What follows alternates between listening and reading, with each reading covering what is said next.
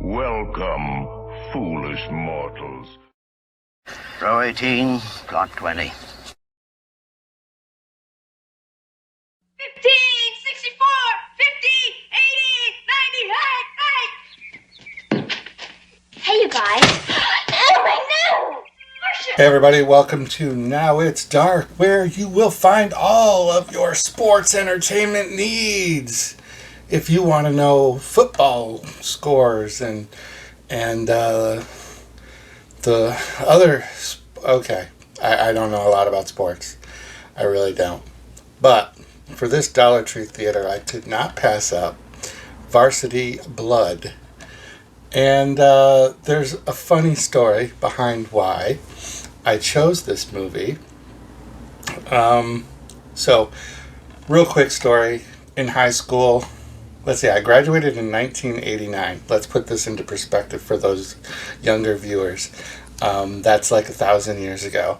1989, I was a senior.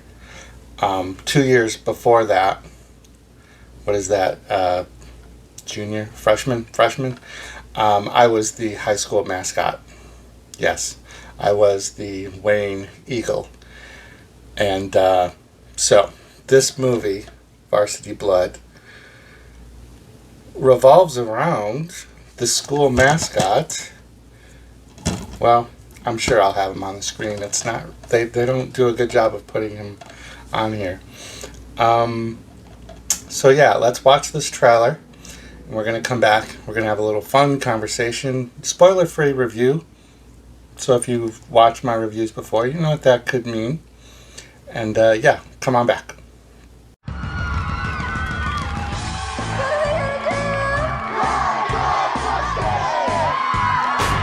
We're going over to Mike's to get hammered. Are you guys coming? Welcome to the party of the year.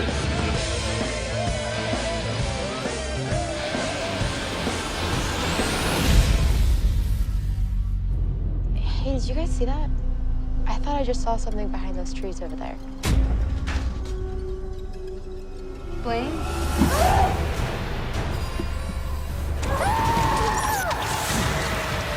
Geez, Herm's showing up a bit late, don't you think? Guys, I don't think that's Herman. I don't know who it is, Heather. Help me!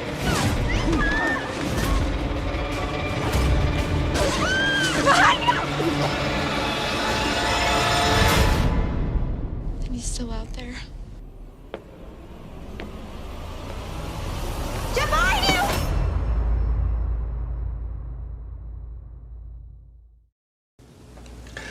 All right, so like I said, in high school, I did a year as the high school mascot, the Wayne Eagle.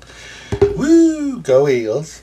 I also did actually participate in some sports, although I do not follow sports now as an adult, and I do not participate in them. I do, on Sundays watch a little casual football.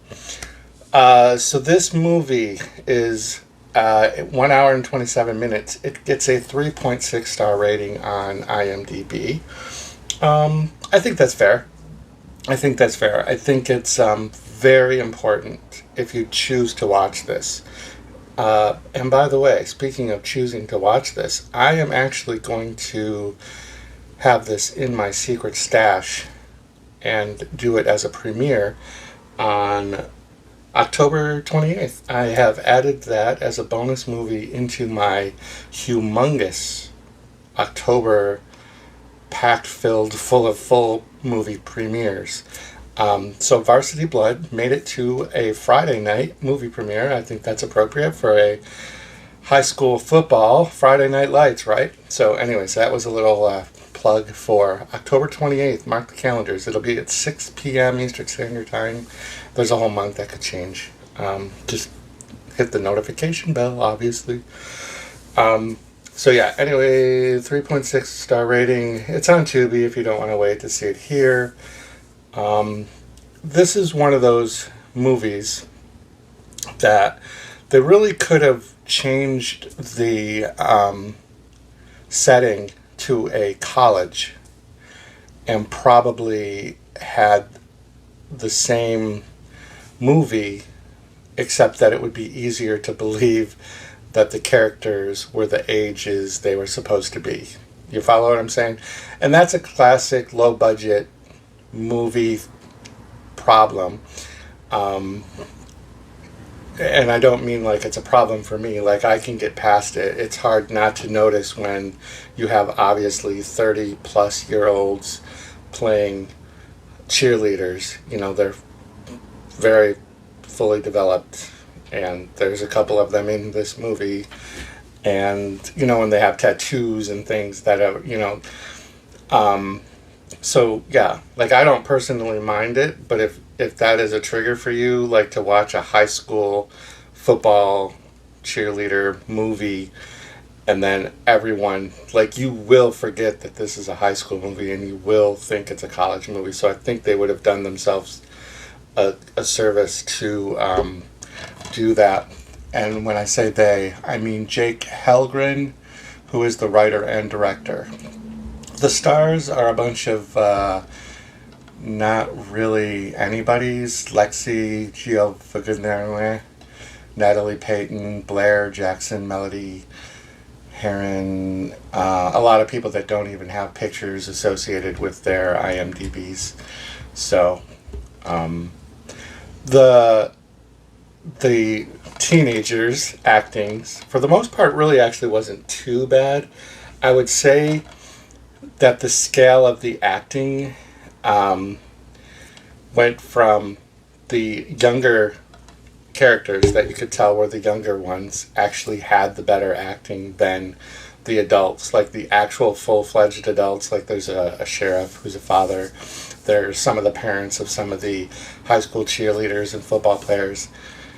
Those, I don't know if they were friends of the director or what, but some of their acting is just really cringeworthy. Thankfully, there's not a lot of it in this movie. A lot of this movie is build up. They call that a slow burn.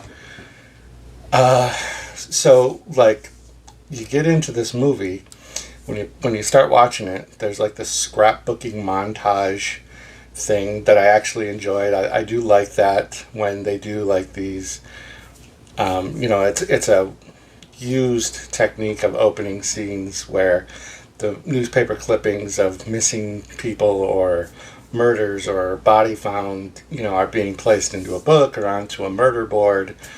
I do like that because I used to be a very avid scrapbooker. I actually won some awards. But anyways, so I do enjoy that kind of an opening. So you go through that opening and you get a sense of kind of like the background of what's going on. But then you're introduced to a couple of characters and something even happens. And then at like the 8-minute mark of this movie, the movie title pops up, and it's like this opening musical montage of the credits. And I was like, wait, didn't we have the opening already? So apparently we didn't. So, like, that did catch me a little bit off guard. There's so much character building, red herrings, so that you can't figure out who the killer is. I don't even think I tried, actually. Like, a couple of people in the movie kind of like stood out as the forefront people, and when the killer is revealed at the end, I did kind of get a chuckle out of it, because the way it was done was very Scooby-Doo Mystery Inc. like. And speaking of which, like, the headdress of the school mascot, just the whole time I watched the movie, I kept thinking of this Scooby-Doo Funko Pop I have. And yeah, probably the best line in the movie that I liked, every once in a while if a line jumps out, I like to include that, is when the one head cheerleader was she was changing, so she was in her bra and panties and she was in front of a mirror, and she went, "Well, bread and butter, blah blah blah blah blah blah," and I just thought it was hilarious that she named her boobs bread and butter. Stupid. There wasn't a lot of nudity, not a lot of graphic violence. The action amps up at the end of the movie, as classic with a lot of this. And again, like I was saying, they did so much red herring character building that it was like to the point where every single character, and it was a large cast, it was probably a larger cast than it needed to be. Everybody had some sort of a tragic backstory, and that was a part of the misdirect, so that you didn't know who was going to be revealed as the killer at the end. Either you were related to someone who had someone killed by a drunk driver, which led the mother to kill themselves and the father to be institutionalized, or it was your mom's boyfriend's stepson who is in a mental institution because he was unstable. There was like so many backstories. It's not that big of a deal though. Yeah, so I would say that if you like sports themed horror movies, this is very light on the sports. The killings are done to some degree with a bow and arrow, and I guess that is the play on sports. I have no idea what that has to do with football, other than it's the football mascot. So, at any rate, if you want to wait it out, October 28th, we're going to do a channel premiere here. It should be 6 p.m. Eastern Standard Time. Leave me a comment down below, and let me know what you think of Varsity Blood.